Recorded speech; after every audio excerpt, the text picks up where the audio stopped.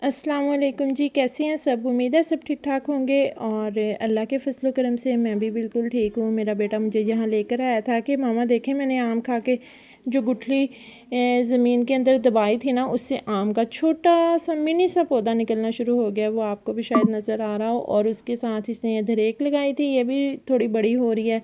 बड़ा खुश हो रहा था क्योंकि अम्मी के पास गए हुए थे ना, तो नानू घर से आके सबसे पहले इसने माशाल्लाह से इतना शौक़ है अपने पौधों का कि पौधों को ही देखा कि मेरे पौधे ख़राब तो नहीं हुए, कितने बड़े हो गए हैं और उनकी क्या सूरत हाल है।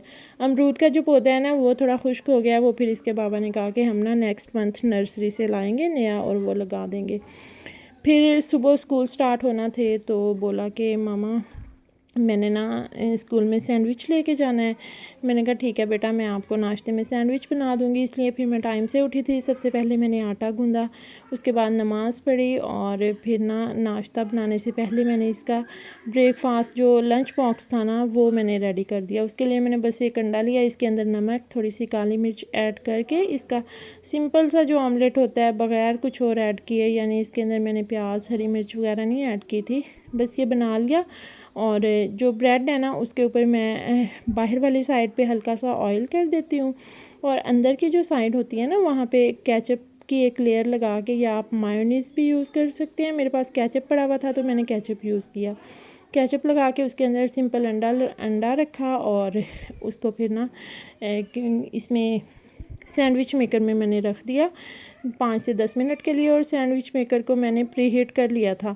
कुछ लोग इसको प्री हीट नहीं करते, जैसा कि हमने जब इसको यूज़ करना स्टार्ट किया था तो हमें भी नहीं पता था कि इसको प्री हीट करना होता है, तो फिर ये बहुत ज़्यादा टाइम ले लेता है। अगर प्री हीट किया हुआ हो फिर इसके अंदर जो टाइम कंजम्पशन है ना, वो कम हो जाती है, फिर काम बहुत आसान हो जाता है। तो इसलिए आप लोग भी ये चीज़ अगर नहीं पता तो माइंड में रखा करें, और अगर पता है तो वेल एंड गुड। और नाश्ता तैयार करने के साथ ही मैंने इनके बाबा से बोला कि बच्चों को जगा दें, क्योंकि अब्रिश भी अगर सुबह में देर तक सोई रहे ना तो फिर वो दोपहर को नहीं सोती, उसको जल्दी नींद नहीं आती, वो बहुत तंग करती है। और मुझे कहती है मामा मेरे साथ आकर बाहर बैठे। और आपको पता है दिन भर के कामों के बाद ना दोपहर को 1 घंटा कम अज़ कम आराम करने का दिल चाहता है कि इंसान थोड़ी देर लेट जाए, और नींद भी आ जाती है। क्योंकि अभी तो गर्मियाँ, सर्दियों में ये होता है कि दिन छोटे होते हैं और नींद नहीं आती, क्योंकि रातें लंबी हो जाती हैं। ड्यूरेशन अभी इतना ज़्यादा फ़र्क नहीं पड़ा, फ़र्क तो काफ़ी पड़ गया, जैसे नमाज की टाइमिंग में और अज़ान का। इशा की अज़ान पहले 7:45 पे हुआ करती थी और अब 8:15 ही हो जाती है। इस तरह करके फ़र्क तो पड़ रहा है।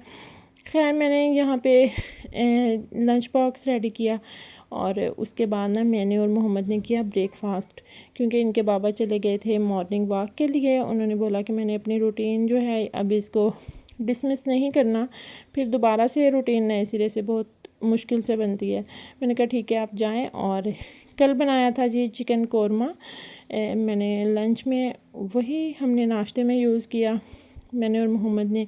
उसके बाद फिर बाबा इनके जब घर आते हैं वॉक से तो वो थोड़ी सी एक्सरसाइज करते हैं, कुछ पोजेज़ वगैरह योगा पोज कर लें और इस तरह करके ना डिफरेंट, वो मैंने शॉर्ट सा क्लिप ले लिया।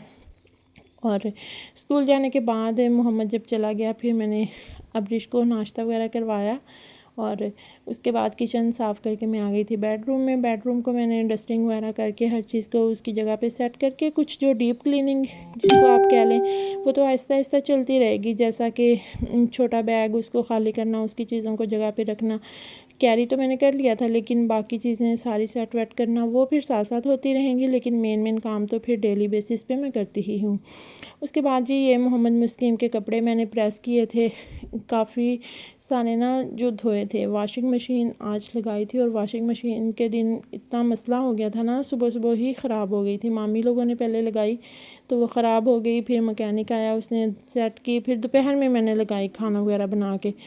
तो कपड़े धोए थे ना, शाम में ही मैंने उनको प्रेस कर लिया था, क्योंकि अगर पड़े रहे ना तो फिर लटक जाते हैं। और वैसे भी मोहम्मद का स्कूल है ना, उसकी वजह से हर काम इन टाइम मुझे करना ही होता है, ताकि मेरे जो काम है वो पेंडिंग ना हो, और जो मोहम्मद का स्कूल का है ना होमवर्क जो होता है वो मैं उसको इन टाइम करवा सकूँ। ये सारा ना रीज़न है। तो उसके जितने भी सूट थे वो सारे मैंने आयरन किए। और ये जो बास्केट है ना, इसके अंदर मैं अब्रिश के कपड़े आयरन करके हैंगर नहीं करती, उनको मैं फ़ोल्ड करके ना इस बास्केट के अंदर रख लेती हूँ। क्योंकि इतने ज़्यादा हैंगर जो है ना उनकी स्पेस नहीं है मेरे पास। जो सेफ अलमारी है ना उसमें एक साइड पे मोहम्मद के बाबा के कपड़े होते हैं और दूसरी साइड पे माशाल्लाह से मोहम्मद के इसके यूनिफॉर्म है 4-5, और घर वाले जो कपड़े हैं वो भी काफ़ी ज़्यादा हैं। तो फिर मेरे और अब्रिश के कपड़ों के लिए ना हैंगर्स के लिए जगह बनती नहीं है, इसलिए फिर मैं क्या करती हूँ कि अपने भी आयरन किए और उनको साथ में ही तय लगा ली, और अब्रिश के भी मैं इसी तरह ही कर लेती हूँ। इससे एक तो स्पेस भी कम यूज़ होती है और दूसरा ये कि कोई इशू नहीं होता। जब पहन लें हम शावर लेके कपड़े पहने तो कोई इस तरह पता नहीं चलता कि इन पे लाइंस बनी हुई हैं इस तरीके। और जी गर्मियाँ तो जाने का नाम ही नहीं ले रही। किचन में जाएं तो इतनी गर्मी लगती है, उसके अलावा कोई भी काम कर लेना बहुत गर्मी लगती है। बस पंखे के नीचे बैठे रहें फिर ऐसा लगता है कि बिल्कुल गर्मी नहीं है, लेकिन आपको पता है पंखे के नीचे बैठ के तो गुजारा हो नहीं सकता। और जी बस यहीं तक था आज का व्लॉग। अल्लाह हाफिज़, बाय बाय।